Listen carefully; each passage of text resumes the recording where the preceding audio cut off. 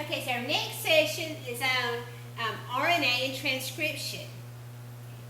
So RNA, DNA is found in the nucleus. We've discussed that many times. The DNA is found in the nucleus. Well, DNA can't leave that nucleus. So RNA is going to be very important when it comes down to making proteins, because remember where we said proteins are made? I say proteins, you say ribosomes. So proteins are made in the ribosomes. Well, DNA can't leave the nucleus, so it can't go to the ribosome and tell the ribosomes how to make those proteins. So it's going to use RNA, ribonucleic acid. So RNA is going to be very important in transcribing it into a protein. So let's review real quick. Where in your cells can DNA be found? DNA is found in the cells in the nucleus of the cell. So it's inside the nucleus, and there are strands in the nucleus called chromosomes. Remember that they were stretched out long at chromatids, what we call chromatids. And that's actually when the DNA replication that we just learned about is happening. It's when you're all stretched out, it's like a bowl of spaghetti in those chromatids, and then they bunch up in chromosomes, and that's where they separate in the mitosis. So DNA directs the making of proteins in cells. What makes the proteins in cells? Ribosomes are going to make the proteins. If I say protein, you say ribosome. I say ribosomes, you say proteins. So the proteins are being made in ribosomes. And because the DNA cannot leave the nucleus, it can't go to the ribosomes, it's going to use RNA. And there are different types of RNA. The first type that we're going to talk about is going to carry that message out of the nucleus for the DNA. So the DNA does not leave the nucleus. However, it controls what goes on in the ribosomes by having a helper molecule called RNA. So here, this is showing the chromosomes, the little X's when they're bunched up in the form of chromosomes. That's what we say if we talk about somebody having Down syndrome, they have an extra chromosome 21. Well, that's the little chromosome that we're talking about. But when it's stretched out long, it has to be stretched out long for the DNA to be able to open up. That's what we call chromatin. And that chromatin is actually the DNA. And it's inside the nucleus, can't leave the nucleus, so it's going to have to use RNA to get that message to the ribosomes. So RNA stands for ribonucleic acid. When we drew our DNA earlier, this is a nucleic acid, so it is also a nucleotide. It's also its building block. So it still has that sugar. In this case, for RNA, the sugar is going to be ribose. Ribose telling us this is sugar. So that sugar is going to be ribose, and it's still going to have a phosphate group over here, and it's still going to have a base over here. But for RNA, it's just a single strand. It's not half of that DNA ladder, like a ladder that's been cut down the middle. So RNA is going to be a single strand. That's different than DNA. So it stands for ribonucleic acid. RNA is a chemical that acts as a messenger for DNA. It carries the code from the DNA, the coded DNA message, from the nucleus to the ribosomes. DNA can't leave, but it's got to get that message, those instructions for making proteins to the ribosome. So RNA is going to do that. This message will tell the ribosome what protein to make. So when the RNA arrives at the ribosome, it carries a message that must be decoded before it can be directed into a protein. So it has to be decoded. It's written in DNA language. So the RNA is going to bring a message that's written in the DNA language. Well, the ribosome doesn't quite understand that DNA language. So it has to be decoded and then translated into a protein. I'll talk a little bit more about that in just a second. So the structure of RNA. RNA consists of a chain of nucleotides, just like DNA was a chain of nucleotides. But each nucleotide is made up of 5-carbon sugar. This time it's ribose. For RNA, this time the sugar is going to be ribose instead of deoxyribose like it was in DNA. So for RNA, the sugar is ribose. It still has the phosphate group in the base. The alternating sugar and phosphate groups form the backbone of the RNA chain. So again, you're going to have that sugar with its base and its phosphate, and that phosphate is going to connect to that next sugar with its base and its phosphate, and so on. So you're still going to have that sugar, phosphate going down the side and the bases in the middle. But it's just one single strand. This would be it for the RNA, just the one strand. You still have the alternating sugars and phosphates in the RNA chain. So the major difference between DNA and RNA. Well, for DNA, the sugar is ribose. And for RNA, RNA ribose. RNA ribose. Sugar is ribose. And for the DNA, that sugar is deoxyribose. So RNA ribose, DNA deoxyribose. DNA was that double-stranded, that twisted ladder. Something like that. And then it had those bases connecting in the middle, so it's like a twisted ladder. Well, RNA is single strand. RNA is just going to be that one side with its bases. The RNA single stranded. Here's a big difference that we have not talked about yet. For DNA, we had guanine, cytosine, adenine, and thymine. Those were the 4 bases in DNA. There's a little change in RNA that's going to be really, really, really important. And we're going to have to pay attention to, because I have seen things like on the EOC that said you found a molecule and it had the base uracil. What is the molecule? Well, uracil. I haven't mentioned uracil. The uracil is the U now. Instead of a T in DNA, we had guanine, cytosine, adenine, thymine. Well, there is no thymine in RNA. Thymine is replaced by uracil. So we have guanine, cytosine, adenine, and uracil in RNA. So if there's a uracil in it, it's RNA. There are no T's in RNA. No T's in RNA, and no U's in DNA. DNA is always going to have T's. RNA is always going to have U's. So, we said adenine always binds with thymine in DNA. Well, if we're going from a DNA to an RNA, then our adenine is going to bind to a uracil. U is going to take the place of T. So, if you're making an RNA molecule and you think you're supposed to write a T because there's an A there, and if you're doing an RNA, you're going to put a U instead. RNA is going to have uracil, no thymine. RNA can leave the nucleus, which is really important. DNA cannot leave the nucleus to take its message to the ribosome. RNA can. That's why RNA is so important to the cell, because it can carry those instructions for making proteins out to the ribosome. And there are 3 types of RNA. We're going to talk about mRNA. That is messenger. M stands for messenger. And it is the messenger. It gets this little messenger bag and it takes those instructions from the DNA out into the cell. That's the mRNA. It carries that message from the DNA. Okay. And then we have what's called tRNA. And it's going to, that should be tRNA. tRNA, it's called transfer RNA. It's going to transfer, it's going to pick up all those 20 amino acids that are floating around out in the cytoplasm of the cell. And it's going to take it to the ribosome when it's ready for it. I think of tRNA as transfer. I like to think of it as tow truck RNA. Tow truck. T is for tow truck. Tow truck RNA. It's going to pick up those amino acids and tow them back to the ribosome. And you'll see how that works in a little bit. And then the last one is rRNA. And rRNA is ribosomal RNA. And for that R, I like to think of it as reader. It's the reader RNA. It's in the ribosome. So R is ribosomal RNA. And it is a reader. It's going to go back and proofread the order the bases or the amino acids are put into the protein and make sure that they're in the correct order. So rRNA is going to be our reader. The main differences between RNA and DNA.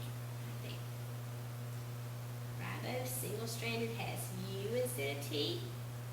Can leave the nucleus, and it comes in 3 types. Messenger carries the message from the DNA in the nucleus out into the cell.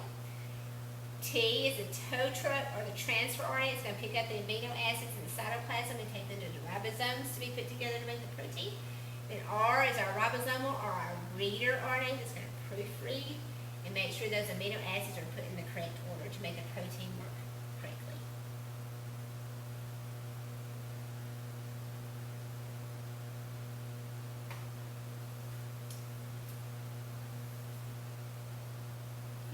And there's a picture. This is DNA with its double helix, and this is RNA, just that single strand.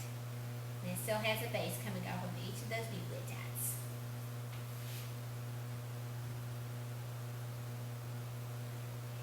So like DNA, RNA follows the base pairing rules. Again, C and G, they're just so much alike. C and G are always going to be together. C always goes with G, always. This time, adenine, there's no T's. A in DNA was going with T. There are no T's in RNA, so A goes with U. No thymine in RNA.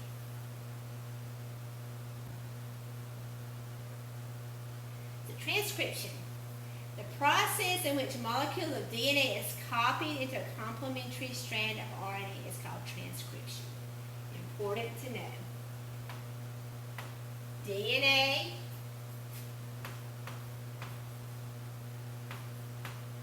is transcribed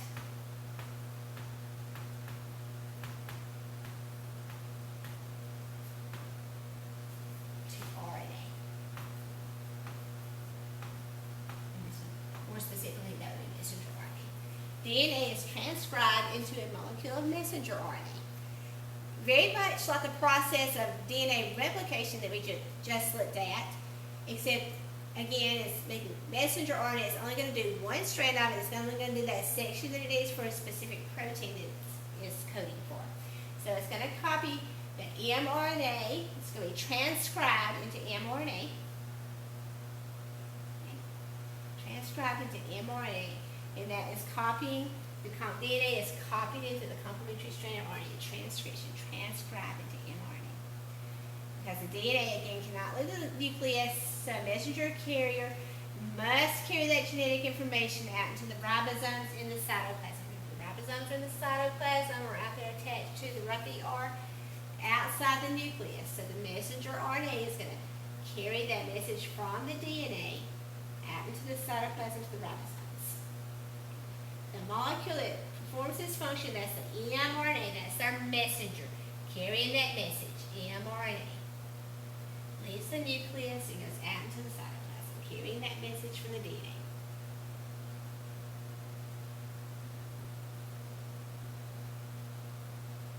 Second step is transcription. There's two steps. First one we just said was translation. So transcription, sorry. During transcription, first step is transcription. Transcription.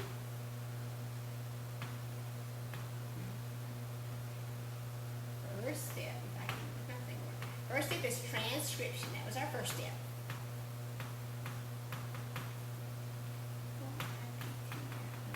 Transcription step number one. Transcription. RNA polymerase, the enzyme that unzips the DNA, attaches to a special place in the molecule. It's going to separate those two strands of the double helix of the DNA, and then it's going to copy a little piece to make that mRNA strand. This is transcription, DNA to RNA, transcription. The mRNA strand is complementary to the DNA strand.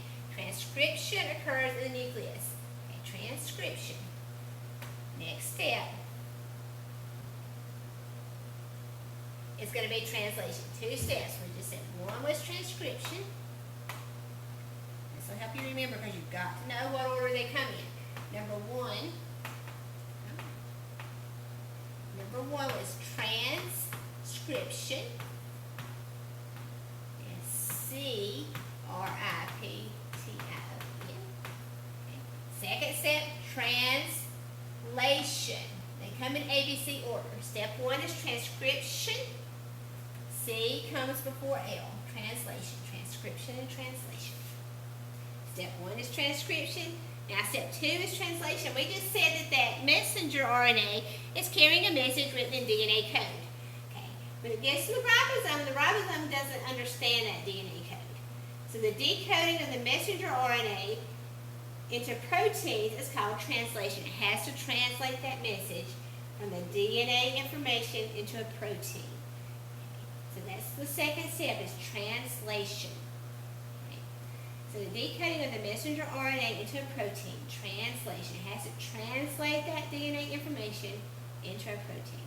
The genetic code is the code that translates that DNA language into the protein language. So once the message has been translated, a protein can be made. Traits show up in a cell because of the kind of proteins being made in the ribosomes. So the kind of proteins you have will determine the traits that you have. Translation occurs in the ribosomes.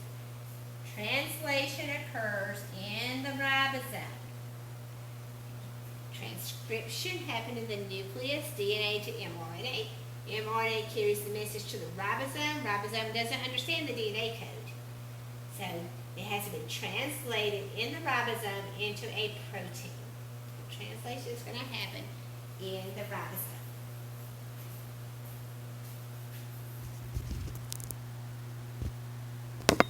Just making sure we're still good there. Translation happens in the ribosome.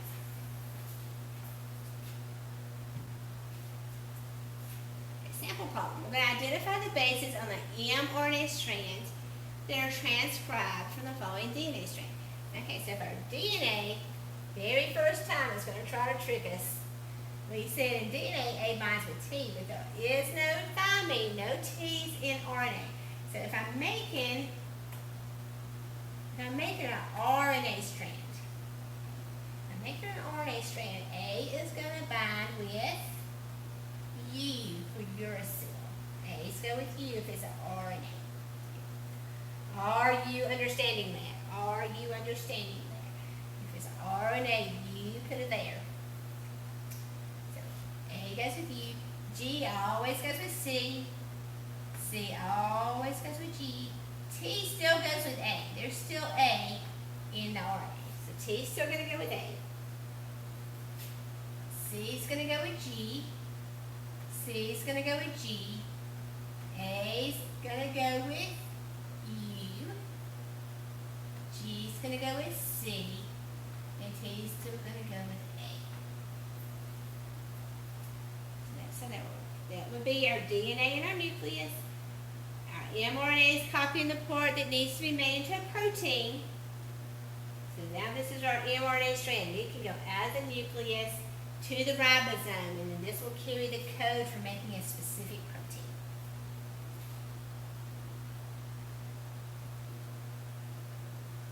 Okay, so which of the following ways does RNA differ from DNA? Okay. RNA contains uracil. Well, that's true.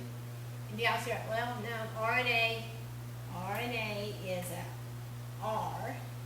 So RNA is not going to be deoxyribose. It's just going to be ribose. That's not true. You can mark it down. RNA contains ribose. Well, that's true. And thymine. No thymines in RNAs. That's not true. RNA contains uracil. Yes, RNA does contain uracil. And it does contain the sugar ribose. So that one looks good. RNA contains adenine. Yeah. And ribose. Yeah. That one's true, but the question said, how does it differ from DNA? Well, DNA contains adenine, so that's not something that's different. So our best answer would be C.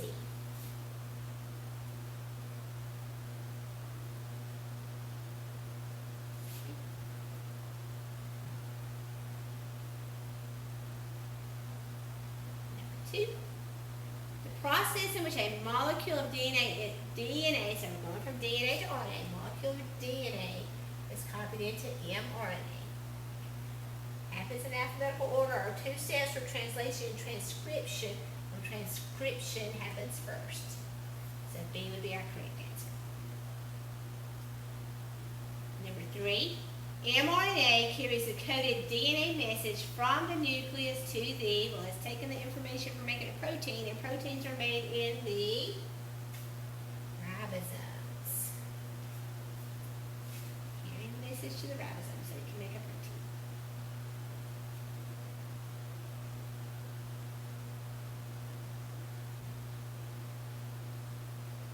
Number 4. If the sequence of nucleotides were AGC on the DNA, what would be the nucleotide sequence on the mRNA formed during transcription? Okay, so we're transcribing a DNA that's got a section that says bases are A, G, and C. Adenine, guanine, and cytosine are the bases on the DNA. So what's going to be on the mRNA? Well, A bonds with, if it's DNA, it's T, but it's RNA, we're making it mRNA. So A bonds with U. G bonds with C. And C bonds with G. So this would be our mRNA strand. So where in the cell does transcription occur? Well, transcription, C comes first, so transcription is the first step. Before we can do the other part, we have to be in the nucleus, so it goes from DNA to RNA in the nucleus. DNA, mRNA, in the nucleus. It has to happen in the nucleus because DNA can't leave the nucleus. Then translation, that's the second step because L comes after C. Translation is translating that DNA message, that DNA code, into a protein. So that happens in the, if I say protein, you say ribosome.